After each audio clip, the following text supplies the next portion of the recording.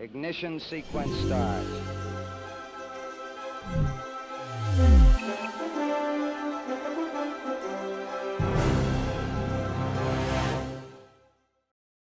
Good morning, and welcome to a look at the International Space Station Flight Control Room, where the Orbit 2 team of flight controllers is managing operation of station systems, while the astronauts and cosmonauts work through the last few items of the agenda for the regular work week. Expedition 65 Commander Aki Hoshide and his crewmates have been tending to science experiments underway in the station's lab modules, while taking care of maintenance and equipment installations, while the cosmonauts have been preparing for a spacewalk planned for next week. Houston Station on Space to Ground. Welcome to Space to Ground. I'm Leah Cheshire. This week, astronauts work to assemble new critical station hardware. The Universal Waste Management System arrived aboard Northrop Grumman's 14th commercial resupply mission last September. This upgraded space toilet will send pre-treated urine into a regenerative system, which recycles water for further use by crew members. The toilet was designed to address astronaut feedback about comfort and ease of use, and features a 65% smaller and 40% lighter build than the current space station toilet.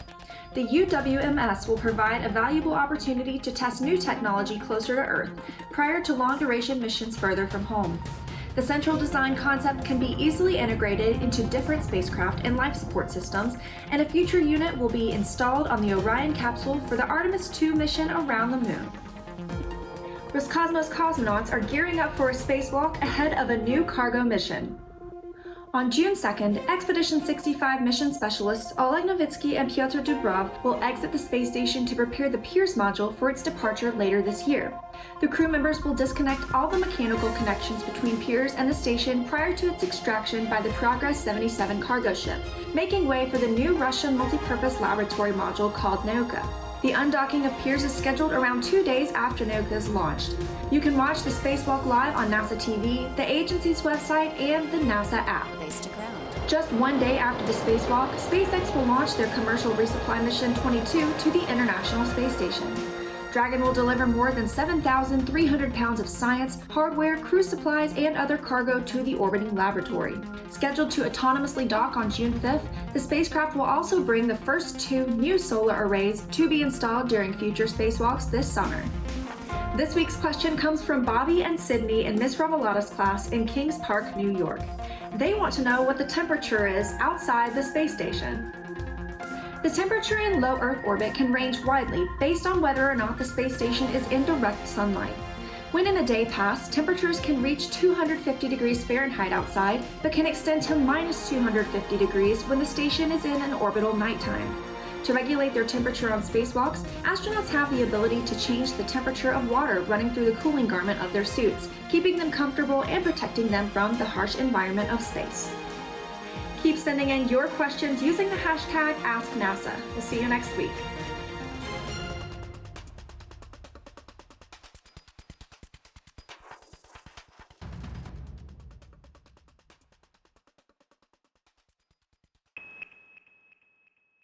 Leah mentioned the upcoming launch of the next SpaceX Cargo Dragon mission, carrying scientific research and technology demonstrations to extend the science mission of the International Space Station.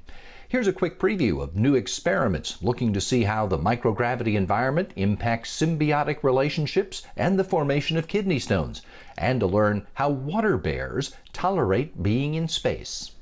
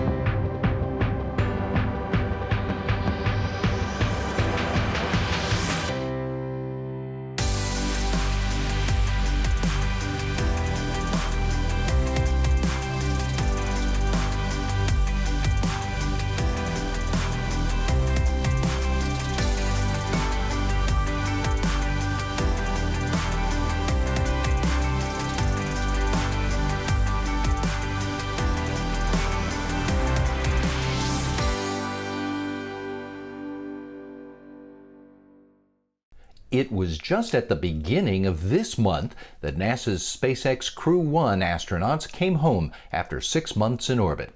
They contributed to hundreds of scientific investigations and technology demonstrations during their mission. Valuable scientific research that will help to prepare humans for future space exploration while generating innovations and benefits for people here on Earth. Take a look at some of the scientific milestones accomplished during the Crew 1 mission.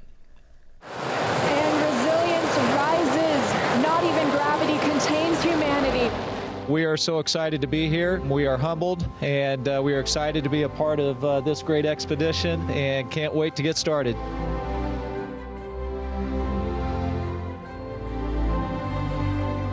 We have several different experiments going on inside of the space station, in racks, in different little facilities like our life sciences glove box that we use for biological and life sciences.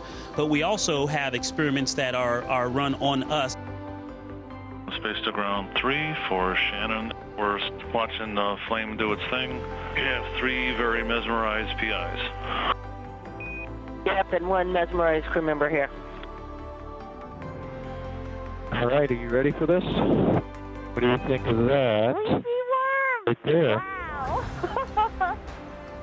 That is beautiful. Thank you, guys. The plant will grow in this direction, meaning we'll put some light on top of it, and we'll see how it grows for the next 30 days. Again, Shannon, you struck it rich for us. That was great. That's the primary objective right there. Yes, we got double thumbs up down here, too. Station Space Ground 2. Signals capture is complete. Welcome to ISS. SS Kathleen Johnson. Thanks, Oliver. You are good. That was awesome. Thank you so much.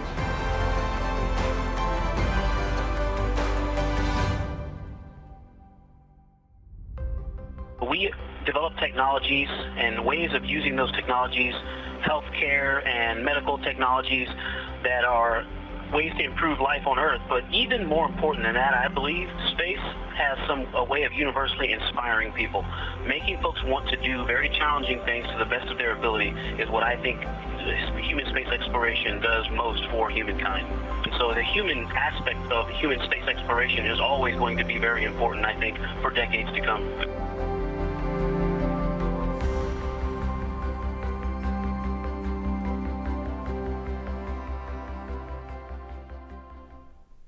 The astronauts and cosmonauts on the International Space Station serve as the laboratory assistants for researchers on Earth who are looking into a wide range of scientific concepts, including some that we'll have to master in order to return American astronauts to the Moon in just a few short years as part of the Artemis program. For example, it'll be critical to understand how to interact with regolith, the fine dust particles that cover the Moon's surface. And we're using the Hermes facility to study how regolith particles move in microgravity over a long period of time. If you look at asteroids or if you look at the Moon, you'll see this layer of regolith covering the surface. So it's this fine particles, fine dust that covers the entire surface. So what's happening is the solar system is very dynamic, and we have asteroids and meteoroids moving around and impacting different bodies. So the surface is getting bombarded all the time. So you have this fine layer of fragments on the surface. So why would we want to study it, right? And why would we want to study it on the space station? There's a lot of interest in one day sending astronauts to asteroids, for instance, and we have already sent a lot of robotic missions to asteroids and plan to send more. And so every time we visit these asteroids, we learn more and more. And there's very diverse bodies of asteroids. Every asteroid seems to be different. And so we would need to understand how to interact with the asteroid surface. So if you're going to anchor to the surface of the asteroid, for instance, you need to understand how to interact with the regolith. So asteroids are pretty small bodies, and so they have actually microgravity levels of gravity. And so this is actually what you find on the space station as well. There's 4 experiments, and each one is a tube. So it's a clear polycarbonate tube about the size of a Pringles can. And so inside this tube, we have the asteroid simulants. And so this is what we're actually studying. And so the main piece of data that we're getting is the movement of these particles. So we have a camera looking at each of these tubes. Over the course of about a year, that cassette 1 will be up there, we'll get this basically time-lapse imagery of the particles moving. And so we're looking at the long-term effects of microgravity and what's happening to the movement of the particles. Also, something that we have on asteroids is vacuum, right? So we want to expose our experiments to the vacuum of space. So we actually have our facility hooked up essentially to a port to space. We did cassette 1, but the idea is that Hermes will be open to other investigators. So cassette 2, cassette 3, cassette 7, these will be other researchers that will apply to use Hermes to do research on asteroid regolith and granular material investigations. And we think that ISS is a wonderful place to study asteroid regolith, to study lunar regolith, regolith in general. So we're excited about the opportunities that Hermes will bring for researchers in the future.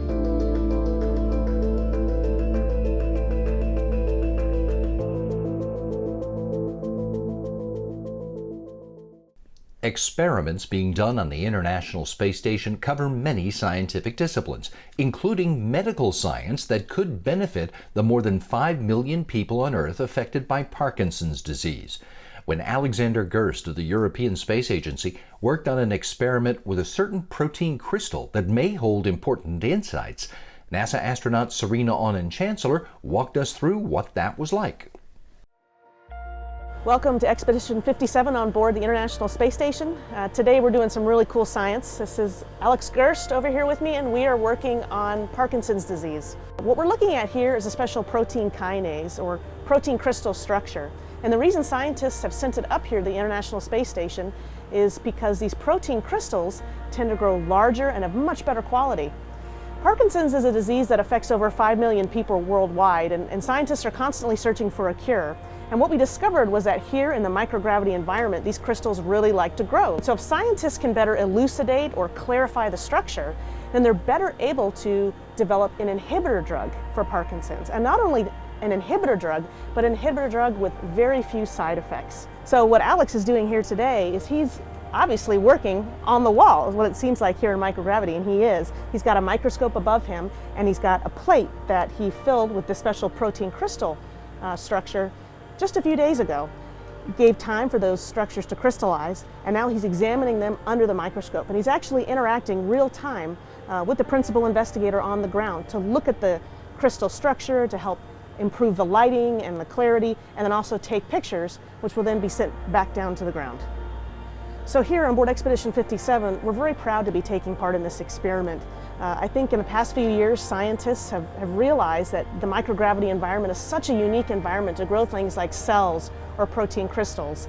And it provides a new way to help us look at diseases in a better way, to help us develop new medications for these diseases. And so we're happy to be taking part in this science up here.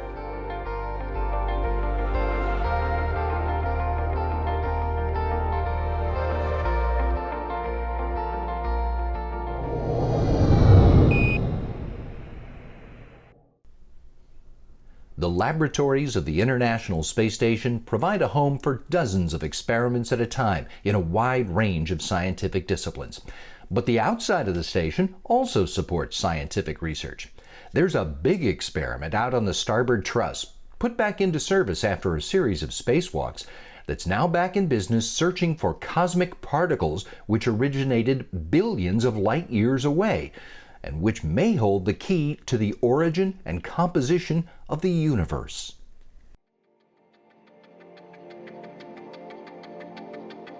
Humans have observed many wonders across the cosmos, yet much of our universe is still shrouded in mystery. Among those mysteries is the formation of our universe, which should have resulted in a balance of matter and its corresponding counterpart, antimatter. Much of that matter is thought to exist in the form of dark matter, which can't be directly observed. Much of the antimatter can't be found at all. Studying fundamental particles originating from sources up to billions of light years away may hold the key to understanding both the composition and history of our universe. Welcome to the world of particle physics, currently being explored from low Earth orbit by the Alpha Magnetic Spectrometer, or AMSO2, installed on the International Space Station, or ISS. Planets, stars, interstellar gas, dust. What we're able to observe across the universe comprises less than 5% of the total content found throughout the universe. The other 95% is dark.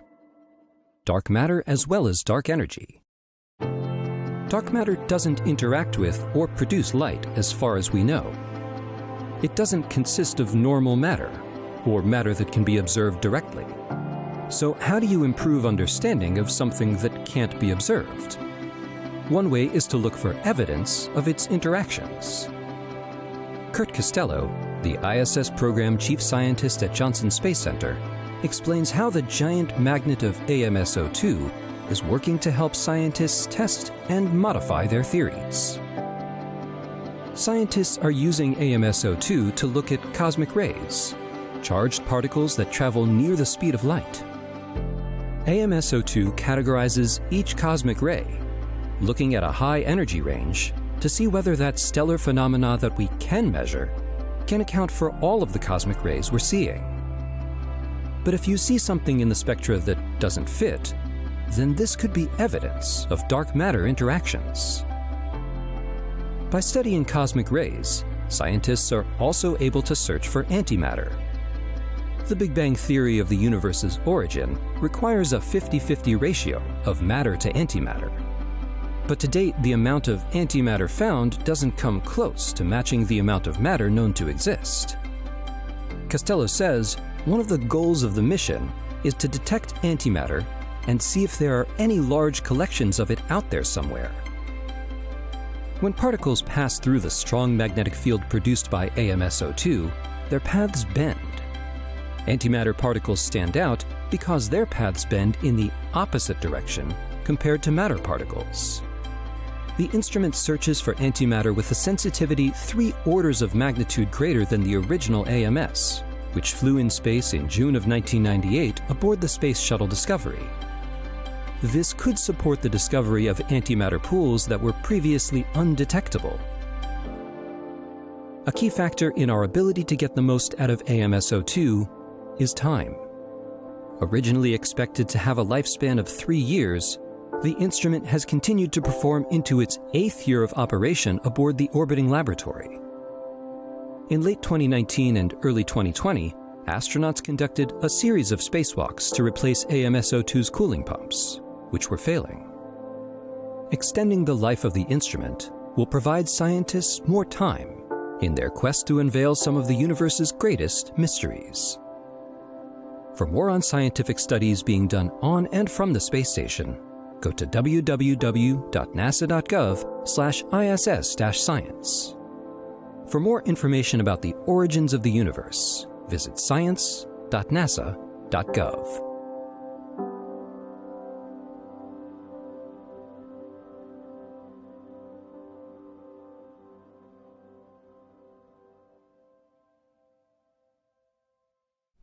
The structure of the International Space Station relies on a series of trusses engineered to withstand the different forces the station may encounter in low Earth orbit.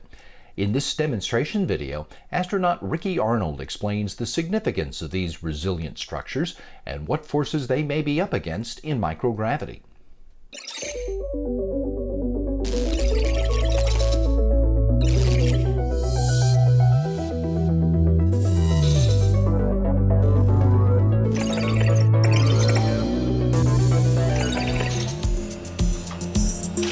Hey there, I'm NASA astronaut Ricky Arnold. Welcome aboard the International Space Station.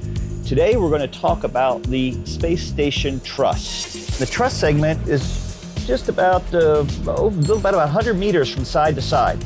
A truss is a segment or part of the whole integrated truss structure.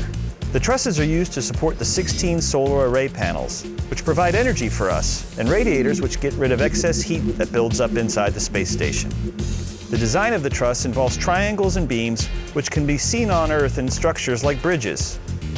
Why triangles? Well, this is because of their unique geometric properties, their methods of transferring loads, and their spatial openness. Triangles are more rigid than rectangular shapes because they have fewer joints. The larger number of joints in a shape, the more prone that shape is to being impacted by shear forces. What I'd like to talk a little bit about today is some of the forces that can act upon the truss. Well, the first force I want to talk about is compression force. And compression force is just like it sounds, two things coming together. So if we apply a compression force to the truss, what do you think is going to happen? Well, let me go ahead and do it. And you can see right here where the truss would bend. What do you think the opposite force of compression is? Yeah, it's going to be right. It's going to be pulling apart. We call that a tension force. And a tension force is what's going to help maybe even rigidize the truss segment, but it also could potentially pull it apart. I'm not going to pull apart this tape measure because we probably need it later for some work we have to do. Now, if you look carefully, this next force I want to talk about is basically kind of like a twisting force, and we call it torsion.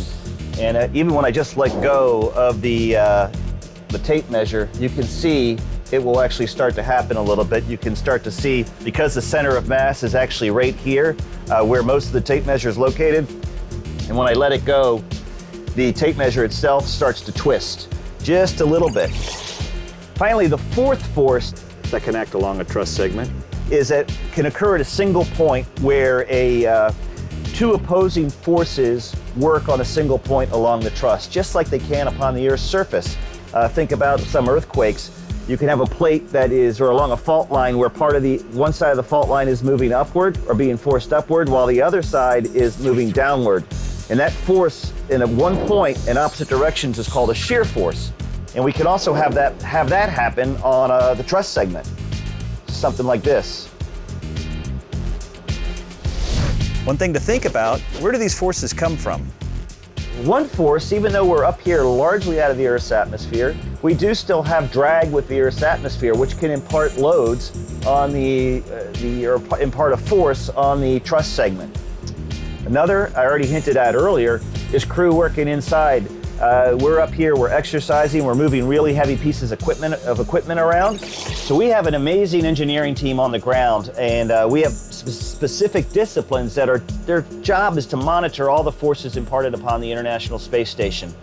They keep track of all those various forces I talked about and where they could be coming from, the atmosphere, visiting vehicles, or even things that the crew are doing inside the space station, and to make sure that those forces aren't significant enough to cause any damage to this wonderful laboratory and living space we have up here in low Earth orbit. Thanks so much for joining me today. We'll see you next time. So long.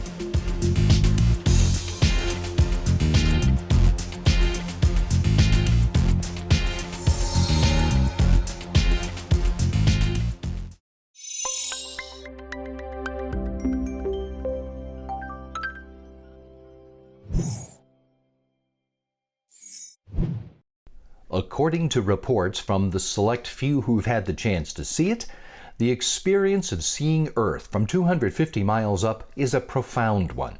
Some of the lucky astronauts who've been to the International Space Station multiple times say they see more and more details of the planet and of space beyond with each opportunity. Astronaut Don Pettit, a 3-time visitor, is a good example.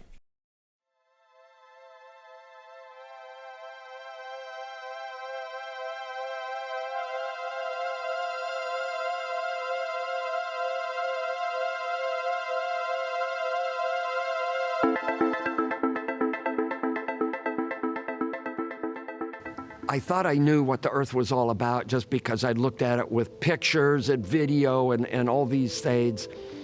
And it's like seeing some travel log in some exotic place on Earth and calling that your vacation, right? We do not do that as human beings. We want to physically go to these places because the experience is different. And it's the same thing when you go into space and you look at Earth. You know intellectually what Earth is like from space because we've all seen the pictures, but it's not being there. The human experience aspect of space doesn't come until you can relax a little bit. Now, that happened for me when I was taking my spacesuit off, and I remember floating up to the flight deck, and you look at the overhead windows, and Earth was there, and it was such an intense blue. It was somewhere over the oceans. And it was an intensity of color that no photography, no video, no movie, no film can capture. You can parse more and more details out. When you first look at Earth, you may say, wow, that's a continent. And then you look at it again the next day and you say, wow, there are mountain ranges. And then you look at it again the next day and it's like, oh, I can see synclines and anticlines in the geologic structure. And oh, there's the rain shadow effect, and on and on and on. So the more time you have to look at Earth over a long period of time, the more you can see.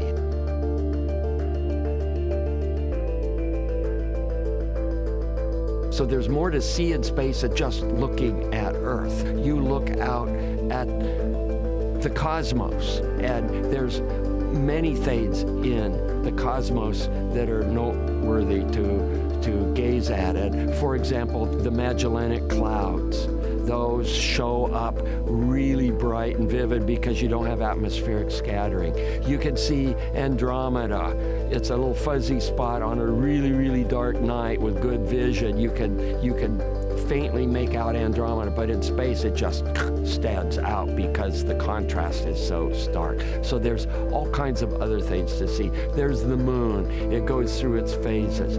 The angle that the moon makes when it rises relative to your spacecraft changes with time. It's almost like your spacecraft itself becomes a giant astronomical machine, and it's like, okay, the moon was rising over here 2 weeks ago, and now it's rising over there, and why is that? And then you think about the orbital dynamics, where we are in our solar system, this and that, and then it all makes sense. So there's so much to observe, more so than just planet Earth. Yeah, I think it's important to share our experiences with all the people who, as of today, don't have a chance to go into space. But the more people that we can get off of this planet to have these kind of experiences, the more growth you will see in ideas, and the viability of your culture will increase.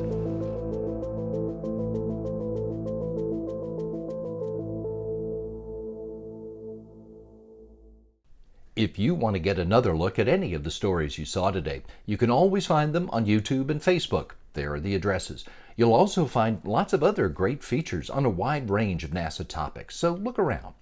Now, if you're looking for good conversation about human spaceflight, check out Houston, We Have a Podcast, our weekly show talking to folks involved in all areas of space exploration.